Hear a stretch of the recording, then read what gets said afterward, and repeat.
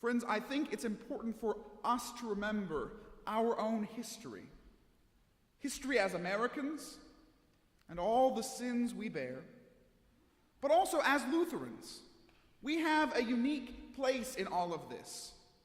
We are a church made up almost completely of immigrants. People who, more recently or farther back, came over on boats, whose language was not English, whose culture was not this country's. Often they were poor. Some of them were refugees, religious refugees even. They all came looking for a better life, for the promise, for the hope.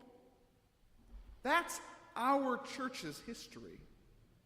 But what's more, we need to remember as Lutherans that we also bear the shame of Martin Luther in all of his wonderful glory and all the great ways we're celebrating him this 500th anniversary, penned another document called On the Jews and Their Lies.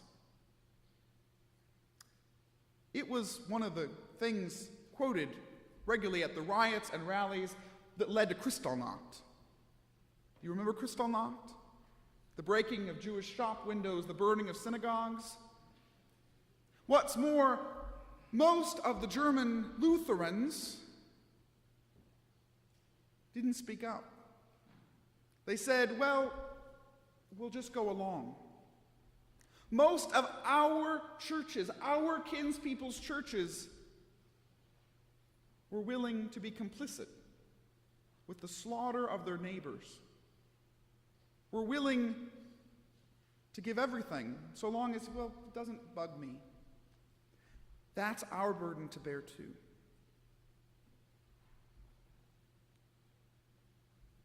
So here are some of Jesus' executive orders. Blessed are the poor in spirit. Blessed are those who mourn. Blessed are the meek. Blessed are those who hunger and thirst. Blessed are the merciful. Blessed are the pure in heart. Blessed are the peacemakers. Blessed are those who are persecuted for righteousness' sake. Blessed are you when people revile you and persecute you and utter all kinds of evil against you falsely on my account. Blessed are they. God's heart is always on the side of the weak, the lonely, the forgotten, the orphan, the refugee.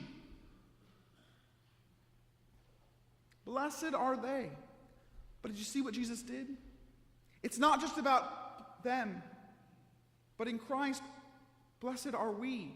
We're called to stand with them, among them, speak up for them. Blessed are they and blessed are you. Rejoice and be glad, even in the midst of suffering and pain. Oh, and by the way, a little footnote. These Beatitudes, another one of those texts we know so well, and we embroider onto blankets and things, make paintings. It's from the Sermon on the Mount. The two verses before it, which we didn't read, say this. So his fame spread throughout all Syria. And they brought to him all the sick, those who were afflicted with various diseases and pains, demoniacs, epileptics, paralytics, and he cured them. And a great crowd followed him from Galilee, the Decapolis, Jerusalem, Judea, and from beyond the Jordan. Those blessed ones, they were Syrians. Preach, Jesus. We need you today. Let me put it another way. There was an internet meme that popped up this week, and I thought, I need to see that.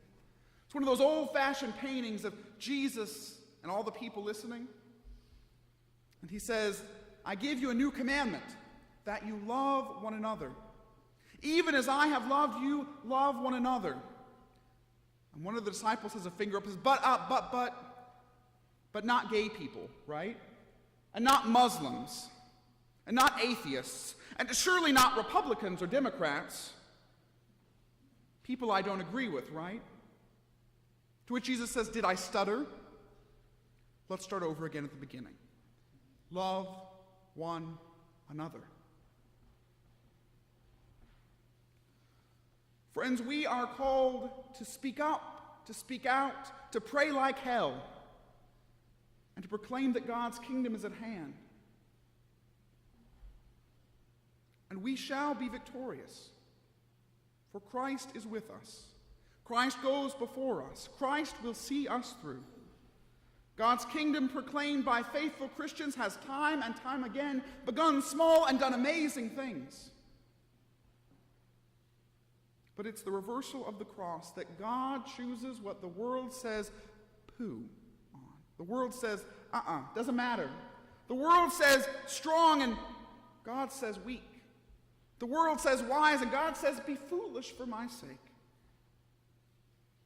The cross is the mirror that shows us our true selves, all of our dirty, awful, sinful selves. The cross says, look, I see it. I see you. I know you.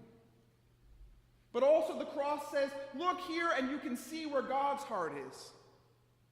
Because God's heart is among the suffering and the poor. God so loved the world, you and me and every child born on earth, that he would die. His love knows no end. The cross is for us hope. Hope for the salvation of this world. Hope for these days. So God has told you, O mortal, what is good. And what does the Lord require of you but to do justice, and to love kindness, and to walk humbly with your God? Do justice, love kindness, and walk humbly with your God. May it be so. Amen.